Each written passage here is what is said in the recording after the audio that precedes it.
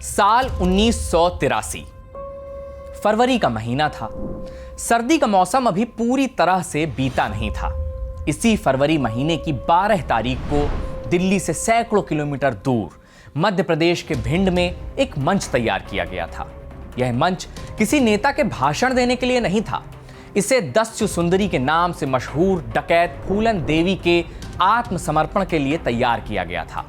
फूलन देवी, जिन पर 22 राजपूतों की सामूहिक हत्या करने का आरोप था, वह आज चंबल के बीहड़ों से निकलकर आम जिंदगी में लौटने वाली थीं। फूलन देवी के आत्मसमर्पण में खुद सूबे के मुख्यमंत्री अर्जुन सिंह मौजूद थे। सरेंडर करने से कुछ समय पहले तक फूलन देवी गहरे तनाव में थीं। उन्होंने अपनी राइफल मांगी और जब उन्हें राइफल नहीं दी गई तो फूलन देवी ने पास में खड़े सुरक्षाकर्मी से मशीन गन छीनने की कोशिश की। बहुत मशक्कत के बाद फूलन देवी को शांत कराया गया। दोपहर होते होते करीब 8000 लोगों का एक बड़ा हुजूम मंच के सामने था। ये सभी लोग फूलन देवी को देखने आए थे। फूलन देवी ने बेल बॉटम पैंट और खाकी कमीज पहन रखी थी। फूलन देवी ने शॉल ओढ़ रखा था और अपने माथे पर कपड़ा बांध रखा था। जैसे ही फूलन देवी मंच पर चढ़ी, जन सैलाब में कौतूहल की लहर दौड़ गई। फूलन देवी ने अपनी राइफल मुख्यमंत्री के कदमों में रखी और टेबल पर रखी दुर्गा जी की तस्वीर पर हार चढ़ाया। फिर फूलन देवी जनता की ओर मुड़ी और दोनों हाथ उठाकर प्रणाम किया। मगर यह तो फूलन देवी की कहानी का बीच का अध्याय है। फूलन की कहानी तो बहुत पहले से शुरू हो गई थी, जो प्रताड़ना, अत्याचार, अपमान और गरीबी से होते हुए बीहड़ और बंदूक तक पहुंची। और इस कहानी का आखिरी अध्याय देश की राजधानी दिल्ली में लिखा जाना था। यह सोच से भी परे है कि कोई तथाकथित पिछड़ी जाति में पैदा हुई महिला पहले डकैत बने, फिर समर्पण करे और फिर 2 बार सांसद बन जाए। आखिर दस्यु सुंदरी फूलन देवी की कहानी क्या है? तो दुनिया रोज बनती है कि इस एपिसोड में कहानी बैंडिट क्वीन फूलन देवी की। इस एपिसोड में हम जानेंगे फूलन देवी कैसे बनी बीहड़ की सबसे बड़ी डकैत। फूलन देवी ने 22 राजपूतों की हत्या क्यों की थी? प्रधानमंत्री इंदिरा गांधी ने फूलन देवी की तस्वीर देखकर क्या कहा था? और कैसे संभव हो पाया फूलन देवी का सरेंडर? फूलन देवी ने शाहरुख खान के बारे में क्या कहा था? और फूलन देवी की हत्या पर मुलायम सिंह यादव क्या बोले थे? नमस्ते, मेरा नाम है मुकुल सिंह चौहान और आप देख रहे हैं जिस्ट की पेशकश दुनिया रोज बनती है।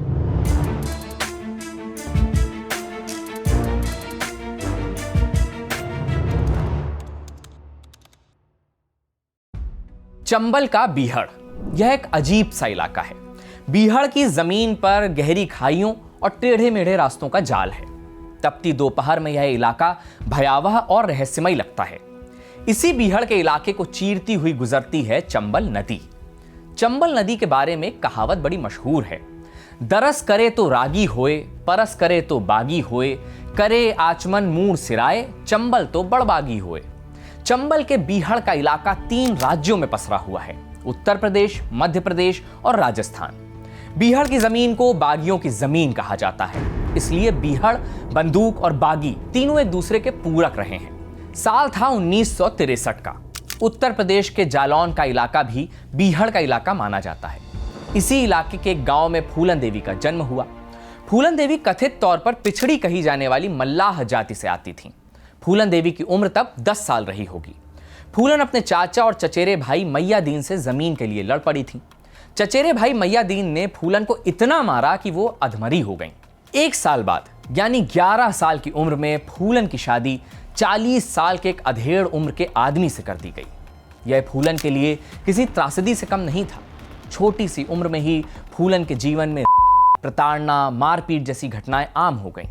शादी के कुछ ही महीने बाद फूलन अपने पति के घर से भागकर वापस अपने घर आ गईं। बहुत ही कम उम्र में शादी के इतने कड़वे अनुभव फूलन को हुए कि फूलन बाद के दिनों में जीवन के उस हिस्से पर बात तक नहीं करना चाहती थीं। प्रसिद्ध पत्रकार और लेखक खुशवंत सिंह ने साल 1981 में फूलन देवी पर फूलन देवी क्वीन ऑफ डेकॉइट्स नाम से एक लेख लिखा था। इस लेख में खुशवंत सिंह ने फूलन देवी की मां से बात की थी। फूलन की मां ने खुशवंत सिंह को बताया, जब फूलन वापस अपने ससुराल से भागकर घर आ गई तो मैंने उससे कहा कि जा फूलन, जाकर कुएं में कूदकर या फिर यमुना में डूबकर मर जा, क्योंकि पति के यहां से भागना कलंक है। यहां एक बात और गौर करने लायक है, कि फूलन देवी की मां ने यह बयान तब दिया था जब फूलन देवी ने आत्मसमर्पण नहीं किया था, यानी यह बयान साल 1981 का है और फूलन देवी ने साल 1983 में सरेंडर किया। बाद के दिनों में जब फूलन देवी समाजवादी पार्टी से सांसद बनी, उसके बाद उनके घर वालों के बयान बदलते रहे, लेकिन फूलन देवी जब डकैत थी तब घर वाले भी उनके साथ खड़े नहीं थे। फूलन के घर आने के बाद गांव के मुखिया के बेटे के साथ उनके संबंध होने की अफवाह फैली, जिसकी वजह से गांव की पंचायत ने फूलन को गांव से बाहर निकालने का फैसला सुनाया। फूलन उसके बाद अपने दूर के रिश्तेदार कैलाश के यहाँ चली गई। कैलाश रिश्ते में फूलन का भाई लगता था। फूलन चाहती थी कि कैलाश से उनकी शादी हो जाए, लेकिन कैलाश पहले से ही शादीशुदा था। फूलन का वहां भी रहना मुश्किल हो गया। वह वापस फिर से अपने घर लौट आई। साल था 1979 का। फूलन के चाचा के घर में चोरी हुई। उनके चाचा ने फूलन पर चोरी का आरोप लगाया। 6 जनवरी 1979 को फूलन देवी को गिरफ्तार कर लिया गया। यह फूलन देवी के जीवन में इकलौती गिरफ्तारी थी। पुलिस स्टेशन में फूलन देवी को बेरहमी से पीटा गया। 2 सप्ताह बाद फूलन जेल से रिहा हो गई। रिहा होने के बाद फूलन ने अपने चचेरे भाई मैयादीन के ऊपर पत्थर से हमला कर दिया। यह फूलन की समाज से बगावत के शुरुआती दिन थे। फूलन का हमेशा से यह स्वभाव था, वह किसी भी प्रताड़ना को सह नहीं पाती थी। उन दिनों चंबल के इलाके में डाकुओं का बोलबाला हुआ करता था। कहा जाता है कि फूलन के चाचा ने ही डकैतों के गिरोह से फूलन का अपहरण करवाया था। हालांकि फूलन ने कभी यह बात नहीं बताई कि वह कैसे डकैतों के गिरोह में शामिल हुई। फूलन देवी अपनी आत्मकथा आई फूलन देवी में इस बारे में बात करते हुए लिखती हैं, शायद किस्मत को यही मंजूर था कि मैं डकैत बनूं। लेकिन फूलन की बहन छोटी देवी याद करते हुए बताती हैं, जब डकैत मेरे घर आए मेरी बहन घर से भाग गई, लेकिन डाकुओं ने मेरे भाई शिव को पकड़ लिया। फिर फूलन लौटी और कहा कि मेरे भाई को छोड़ दो, मैं तुम्हारे साथ चलूंगी। फूलन के डकैत बनने की कहानी में सबके अपने अपने दावे हैं। बहरहाल हम अपनी कहानी पर वापस लौटते हैं। उन दिनों चंबल के कई डकैत गिरोहों के मुखिया अमूमन ऊंची जातियों से हुआ करते थे। फूलन मल्लाह थीं और औरत भी। डकैतों के गिरोह में किसी औरत का होना ही एक अजीब विडंबना वाली बात थी। फूलन डकैतों के जिस गिरोह में थीं, उस गिरोह का सरगना बाबू गुर्जर था। बाबू गुर्जर ने फूलन का कई बार और उसके साथ के कई डकैतों ने भी फूलन का। ऐसा कहा जाता है कि एक रात उसी गिरोह का एक मेंबर, जिसका नाम विक्रम मल्लाह था, उसने डकैतों के मुखिया बाबू गुर्जर के सिर में गोली मार दी। दरअसल विक्रम भी फूलन की तरह ही मल्लाह जाति से आता था और फूलन से प्रेम भी करता था। बाबू गुर्जर की हत्या के बाद डकैतों के गिरोह का सरगना अब विक्रम मल्लाह बन गया था और फूलन उसकी प्रेमिका बन गई। एक बार विक्रम के बारे में बोलते हुए फूलन देवी ने कहा था, वह पहले व्यक्ति थे जिन्होंने मेरे साथ एक इंसान की तरह व्यवहार किया, ना कि गुलाम या मांस के टुकड़े की तरह। इस गिरोह के सर्वे सर्वा भी राजपूत जाति के 2 डकैत भाई थे। इनका नाम था लाल राम सिंह और श्री राम सिंह। ये दोनों लोग नहीं चाहते थे कि विक्रम मल्लाह गैंग का सरगना बना रहे। 13 मई 1980 को इन दोनों भाइयों ने विक्रम मल्लाह की हत्या करवा दी। इस हत्या का एक कारण यह भी बताया जाता है कि इन दोनों भाइयों की नज़र फूलन देवी पर थी और विक्रम के होते हुए फूलन को छूना मुश्किल था। फूलन की उम्र उस समय तक महज 17 साल थी। ऐसा बताया जाता है कि विक्रम मल्लाह की हत्या के बाद इन दोनों भाइयों ने फूलन देवी का अपहरण कर लिया और उन्हें बेहमई गांव लेकर गए। बेहमई ठाकुर यानी राजपूत बहुल गांव था। ऐसा दावा किया जाता है कि फूलन देवी को उस गांव में कई दिनों तक कैद रखा गया और उनका सामूहिक किया गया। किसी रात फूलन बेहमई से भागने में कामयाब हो गई। बेहमई से भागना फूलन के लिए एक नई जिंदगी जैसा था। फूलन में बगावत का स्वभाव तो पैदाइशी था ही, लेकिन उस बगावत पर अब बदले की परत चढ़ चुकी थी। बेहमई से भागने के बाद फूलन देवी ने फिर से चंबल को अपना ठिकाना बनाया और वह एक दूसरे गिरोह में शामिल हो गई। इस गिरोह में उनके साथी बने मान सिंह। 14 फरवरी 1981 को फूलन देवी एक बार फिर चंबल से निकली, लेकिन इस बार फूलन देवी अकेली नहीं थी। उनके साथ चंबल के डकैतों का एक पूरा काफिला था। यह काफिला बेहमई गांव की ओर मुड़ा। फूलन देवी ने डकैतों के साथ मिलकर पूरे बेहमई गांव को घेर लिया। फिर उन्होंने घोषणा करते हुए कहा कि लाल राम सिंह और श्री राम सिंह को सौंप दें। ये वही दोनों भाई थे जिन्होंने विक्रम मल्लाह को मारा था और फूलन को बेरहमी से प्रताड़ित किया था। फूलन देवी बार बार ऐलान करती रहीं, लेकिन जब उनके ऐलान का कोई असर नहीं हुआ तो फूलन ने अपने गिरोह को गांव में लूटपाट करने का हुक्म दिया। यह गांव राजपूतों का गांव था और फूलन राजपूतों से नफरत करती थी। नफरत की वजह थी प्रताड़ना और अपमान। फूलन इसी अपमान का बदला ले रही थी। फूलन के गिरोह ने उस रोज बेहमई गांव को लूटा और फिर घरों से राजपूत पुरुषों को पकड़ के बाहर निकाला गया। उन सबको एक लाइन में खड़ा कराया गया और फिर गोलियों से भून दिया गया। यह सब फूलन के आदेश पर हो रहा था। इस जनसंहार में 22 लोगों की मौत हो गई थी। हालांकि फूलन बाद के दिनों में ऐसा कहने से कतराती रहीं कि वह जनसंहार में शामिल थीं, लेकिन यह सच नहीं है। फूलन के आदेश से ही सामूहिक हत्या हुई थी। अगले दिन इस ब्रूटल जेनोसाइड की खबर अखबारों की सुर्खियां बनी। फूलन देवी का नाम चंबल के बीहड़ों को चीरते हुए अब दिल्ली तक पहुंच चुका था। उस समय देश की प्रधानमंत्री इंदिरा गांधी हुआ करती थीं। 1981 में फूलन देवी देश की सबसे चर्चित डकैत बन चुकी थीं। हालांकि एक बड़ा तबका उन्हें बागी कहकर संबोधित करता था, लेकिन सरकार की नजर में वह डकैत थीं। पुलिस ने फूलन देवी के ऊपर $10,000 का इनाम रखा, जो उस समय एक बड़ी रकम हुआ करती थी। अक्सर पुलिस और फूलन देवी के गिरोह के बीच मुठभेड़ की खबरें आने लगी। फूलन देवी के गिरोह के साथी मारे जाने लगे, लेकिन फूलन देवी को पकड़ पाना अब भी दूर की कौड़ी थी। उसके बाद पुलिस ने फूलन देवी के सरेंडर यानी आत्मसमर्पण करवाने पर काम करना शुरू किया। फूलन देवी के सरेंडर की कहानी भी कतई सिनेमाई है। 5 दिसंबर 1982 की रात एक मोटरसाइकिल भिंड के बीहड़ों की तरफ बढ़ी। इस मोटरसाइकिल पर भिंड के पुलिस अधीक्षक राजेंद्र चतुर्वेदी सवार थे। मोटरसाइकिल जाकर बीहड़ के एक टीले के पास रुकी। अचानक एक आदमी दिखा। उस आदमी के हाथ में जलती हुई लालटेन थी। मोटरसाइकिल छोड़कर राजेंद्र चतुर्वेदी लालटेन वाले आदमी के साथ चलने लगे। कुछ देर चलने के बाद वह एक झोपड़ी में घुसे।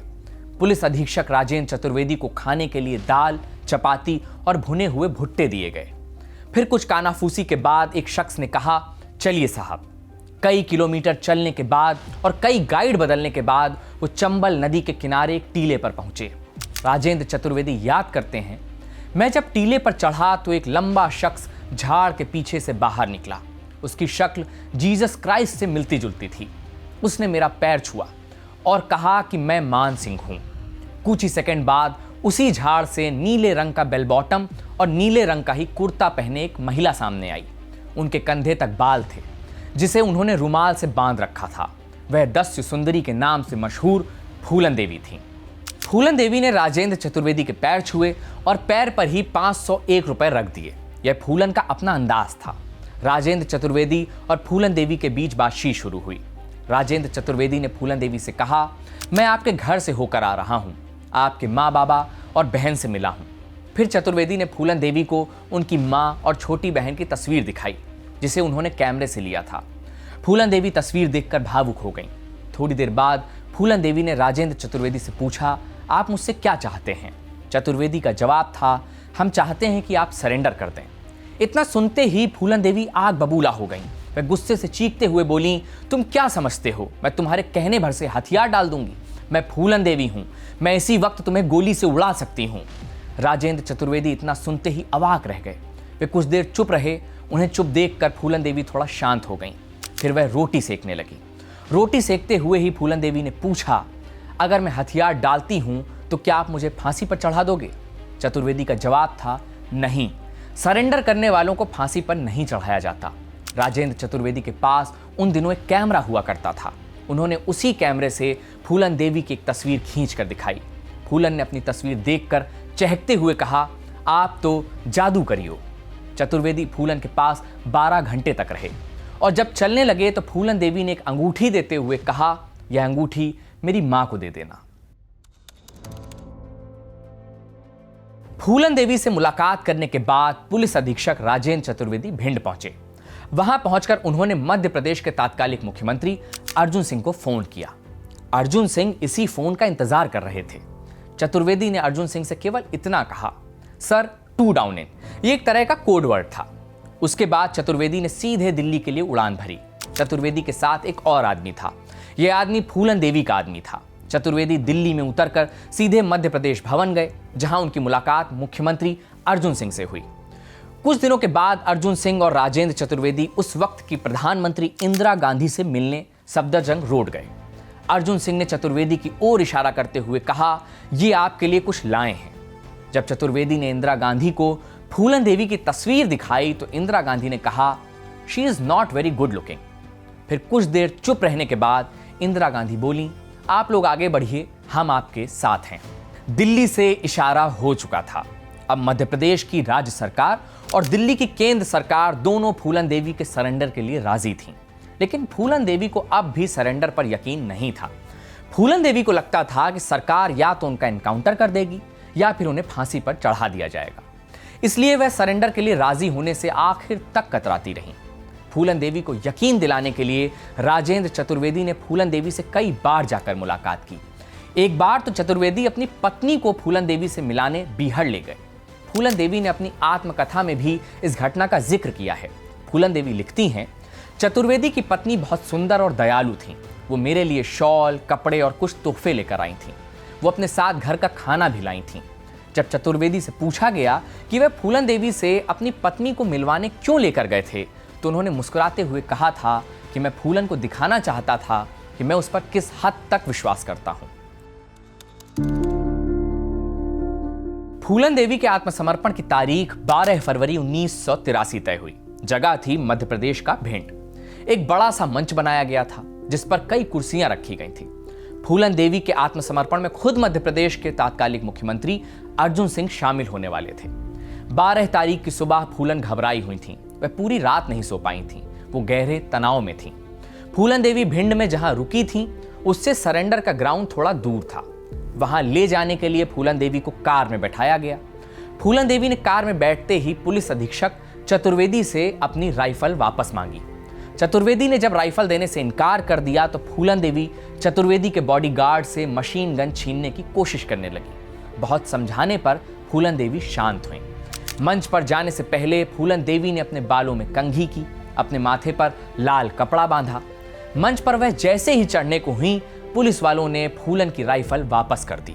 राइफल में कोई गोली नहीं थी, लेकिन पुलिस वाले भूल गए थे कि फूलन देवी के गले में गोलियों का एक पूरा बेल्ट था। अगर वो चाहती तो कुछ ही मिनट में राइफल लोड कर सकती थी। मंच के सामने करीब 8000 से ज्यादा लोगों का एक बड़ा हुजूम था। फूलन देवी मंच पर चढ़ीं। उन्होंने अपनी राइफल को उतारकर अर्जुन सिंह के हवाले कर दिया। फिर अपनी कारतूसों की बेल्ट उतारकर अर्जुन सिंह के हाथ में पहना दी। फिर फूलन देवी ने अपने दोनों हाथ उठाकर पहले अर्जुन सिंह को प्रणाम किया और फिर मुड़ी और मंच के सामने खड़े जनसैलाब को दोनों हाथ उठाकर प्रणाम किया। वहां खड़े लोग बताते हैं, जैसे ही फूलन देवी ने अपने दोनों हाथ उठाए, मंच के सामने मौजूद जनता में एक अजीब सी बेचैनी की लहर दौड़ गई और पूरा ग्राउंड फूलन देवी जिंदाबाद के नारों से गूंज उठा। यह सब किसी फिल्म की कहानी की तरह हो रहा था। फूलन देवी फिर पीछे मुड़ी। उन्होंने फूल के 2 हार उठाए। एक हार फूलन देवी मुख्यमंत्री अर्जुन सिंह को पहनाने बढ़ी। जब एक पुलिस वाले ने फूलन देवी को रोकते हुए कहा कि हार को गले में ना पहनाकर हाथ में दे दें, तो फूलन ने पुलिस वाले को घूरते हुए पूछा, क्यों? अर्जुन सिंह मुस्कुराते हुए बोले, उन्हें हार गले में पहनाने दीजिए। जैसे ही फूलन देवी ने अर्जुन सिंह के गले में हार डाला और दूसरा हार उन्होंने टेबल पर रखी दुर्गा जी की तस्वीर के सामने रख दिया। भीड़ में एक बार फिर जोर से फूलन देवी जिंदाबाद का नारा गूंज उठा। 1983 में आत्मसमर्पण के बाद फूलन देवी 1994 यानी 11 साल तक जेल में रहीं। फूलन देवी की कुछ शर्तें थीं, जिसमें सबसे अहम शर्त यह थी कि उन्हें यूपी की जेल में रखने के बजाय मध्य प्रदेश की जेल में रखा जाए। फूलन देवी का दावा था कि यूपी सरकार राजपूतों का पक्ष लेगी और उनकी हत्या करवा देगी। साल 1994 में जब फूलन देवी जेल से रिहा हुई, तब तक वह पूरी दुनिया में मशहूर हो चुकी थीं। इसी साल फूलन देवी की जिंदगी पर आधारित बैंडिट क्वीन रिलीज हुई। इस फिल्म को दिग्गज सिनेमा डायरेक्टर शेखर कपूर ने बनाया था। दरअसल शेखर कपूर ने यह फिल्म माला सेन की किताब द ट्रू स्टोरी ऑफ फूलन देवी के ऊपर बनाई थी। फिल्म में फूलन देवी का किरदार अभिनेत्री सीमा विश्वास ने निभाया था और मान सिंह बने थे मनोज बाजपेयी। इस फिल्म ने यूरोप में खूब लोकप्रियता बटोरी थी। फूलन देवी को भी फिल्में देखना खूब पसंद था। एक दफा जब फूलन देवी से पूछा गया कि उन्हें कौन सा एक्टर पसंद है, तो फूलन देवी ने मुस्कुराते हुए कहा, शाहरुख खान। 2 साल बाद साल 1996 के लोकसभा चुनाव की घोषणा हो चुकी थी। समाजवादी पार्टी ने फूलन देवी को मिर्जापुर से टिकट दिया। पूरे देश के राजनीतिक हलकों में खूब हो हल्ला हुआ। कई नेताओं ने आरोप लगाया कि एक डाकू को संसद में भेजने की तैयारी की जा रही है, लेकिन फूलन यह चुनाव जीत गईं। 2 साल बाद हुए 1998 के लोकसभा चुनाव में तो फूलन हार गईं, लेकिन फिर अगले साल यानी 1999 के लोकसभा चुनाव में फूलन देवी ने फिर से मिर्जापुर की लोकसभा सीट पर जीत दर्ज की। फूलन देवी मीडिया से मुखातिब होने से कतराती थीं। उन्हें डर रहता था कि कहीं उनके मुंह से गाली न निकल जाए। सांसद बनने के बाद फूलन देवी अपने अंदाज में सदन में भाषण देती। उनकी आवाज में कई बार देश की आम महिलाओं की पीड़ा दिखती। आज भी उनके भाषणों को सुनकर लोग भावुक हो जाते हैं। 25 जुलाई 2001 को जब फूलन देवी संसद के सत्र से वापस अपने आवास लौट रही थीं, तभी उन पर 3 नकाबपोशों ने हमला कर दिया। फूलन देवी को इस हमले में 9 गोलियां लगीं। फूलन देवी का वहीं देहांत हो गया। फूलन देवी की उम्र महज 37 साल थी। पूरा देश इस घटना से स्तब्ध था। एक सांसद का इस तरह से देश की राजधानी दिल्ली में कत्ल हो जाना बड़ी बात थी। समाजवादी पार्टी के नेता मुलायम सिंह यादव जब संसद में फूलन देवी की हत्या पर बोलने के लिए उठे तो भावुक हो गए। और अफसोस के साथ कहना पड़ रहा है कि फूलन देवी पे बहुत बड़ी कहानियां लिखी गई, किताबें लिखी गई, फिल्म बनाई गई, लेकिन उसको हमेशा कुख्याती डकैत कहा गया। कभी भी समाज ने सम्मान नहीं दिया। जिस समय नंगा किया गया, बलात्कार हुआ, अपहरण हुआ, कोई समाज खड़ा नहीं हुआ। और जब बिना मुकदमा तय किए, बिना सजा तय किए 11 साल जेल में रखा, तो हमने जब रिहा कर दिया तो उसी समाज ने हमको क्या क्या नहीं कहा, राजनीतिज्ञों ने क्या क्या नहीं कहा। पूर्व प्रधानमंत्री और दिग्गज समाजवादी नेता चंद्रशेखर ने भी फूलन देवी की हत्या पर संसद में जो कहा उसे सबको सुनना चाहिए। फूलन देवी की जिस तरह से हत्या हुई वो हम सबके लिए लज्जाजनक और अत्यंत दुख की बात है।